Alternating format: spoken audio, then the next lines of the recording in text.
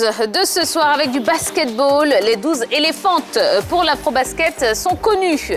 La Fédération ivoirienne de basketball a dévoilé la liste des 12 éléphantes pour la FIBA Afro-Basket Women 2021. Dirigée par Igor Kovacevic, la sélection ivoirienne est composée à 98% de joueuses évoluant au sein du championnat national de Côte d'Ivoire. Seul Kani Kouyaté de Nantes-Rézé en France et Djeferima Diawara du Duc de Dakar au Sénégal sont issus de pays étrangers. Avec la Tunisie et le Mali, la Côte d'Ivoire est logée dans le groupe D de la compétition qui se tiendra du 18 au 26 septembre à Yaoundé au Cameroun. On poursuit avec du tennis. Djokovic perd ses illusions face à Medvedev. La finale de l'US Open masculin a donné son verdict hier dimanche serbe en toute fin de partie. De la Formule 1, Max Verstappen écope d'une pénalité entendue par les commissaires du Grand Prix. Et puis, dans notre page football, on commence avec Bassam qui vibre au rythme de la cohésion sociale.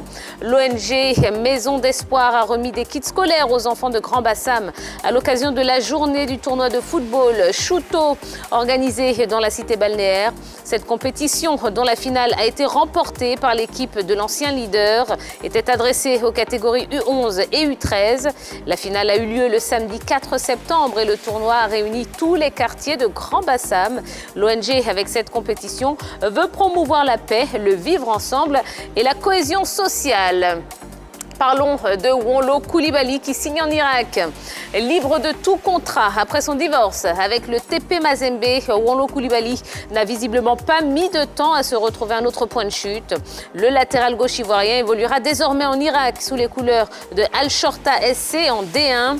L'ex-Mimosa a signé pour 2 ans et a été présenté à la presse locale.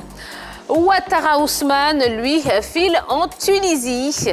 Les plus folles rumeurs envoyaient le défenseur international ivoirien Ouattara Ousmane en Afrique du Sud, du côté de Chippa United. Eh bien, c'est finalement en Tunisie que l'ancien sociétaire du FC San Pedro a déposé ses valises, précisément à l'US Monastir, club de première division. Ouattara Ousmane s'est engagé pour 3 saisons. Toutefois, aucune information n'a filtré sur les détails financiers de ce transfert. Et puis on termine ces news avec une triste note. Zohri Faustin s'est éteint. Le monde sportif ivoirien et principalement l'ASEC Mimosa sont en deuil.